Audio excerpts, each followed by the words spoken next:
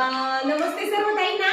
तर तुम्ही बघितलेच आहे व्हिडिओ की आज माझ्या आयसीडीएसच्या सेवेला 10 एप्रिल रोजी 11 वर्ष पूर्ण झाले आहे. गेली 11 वर्ष अविरत सेवा आयसीडीएसला दिलेली आहे. प्रामाणिकपणे काम करून खरंच खूप आनंद होत आहे. जरी आयसीडीएस मध्ये मानधन आपल्या ताईंना कमी असलं तरी आपल्या ताई काम खूप छान करतात. चिल्ल्या-पिल्ल्यांना सांभाळण्याचं काम करतात आणि खरंच हे जे मुलं आहेत हे निरागस आहे आणि बालगोपाल आहेत. या बालगोपालचा आशीर्वाद आपल्या ताईंना नक्कीच लागत असेल, कारण मानधन किती कमी असलं तरी या मातीच्या बळ्यांना आकार देण्याचं काम आपली ताई करते. त्यामुळे खरं बेसिक फाउंडेशन जे काही आहे ते खऱ्या अर्थाने अंगणवाडीत घडत असतं.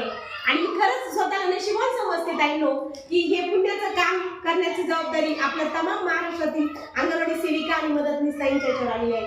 आज छत्रपतींच्या प्रतिमेला वंदन करून बाबासाहेबांची ही भीमकन्या, बाबासाहेबांची ही वाघीण आज शिक्षण घेतल्यानंतर गुरगुर करताना दिसते, कारण ही ताकद आपल्या संविधानाने दिली, बाबासाहेबांनी दिलेली आहे. आणि आज यांच्याच विचारांनी प्रेरित होऊन आज माझं आपल्या संघटनेचं काम हे अविरत सुरू आहे. आणि हे काम अविरत सुरू असताना माझ्या ताईंना न्याय देण्यासाठी आपली संघटना कायम कटिबद्ध असेल. आपल्या अडचणीच्या काळामध्ये, आपल्या संघर्षाच्या काळामध्ये कायम आपली संघटना आपल्या सोबत असेल. माझ्या सर्व ताईंना आज माझ्या सेवेचे 11 वर्ष पूर्ण झालेले आहेत आणि इथून पुढे देखील माझी अविरत सेवा ही चालू राहील. आणि माझ्या संघटनेतील ताईंना, माझ्या संपूर्ण महाराष्ट्रातील ताईंसाठी आपली संघटना कटिबद्ध राहील.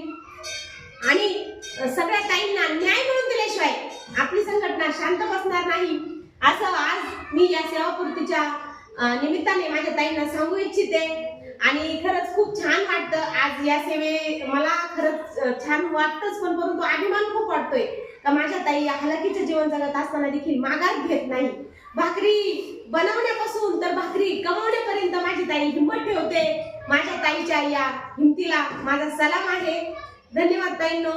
असेच प्रेम राहू द्या, अशीच एकजूट राहू द्या. धन्यवाद. जय महाराष्ट्र, जय शिवराय, जय भीम.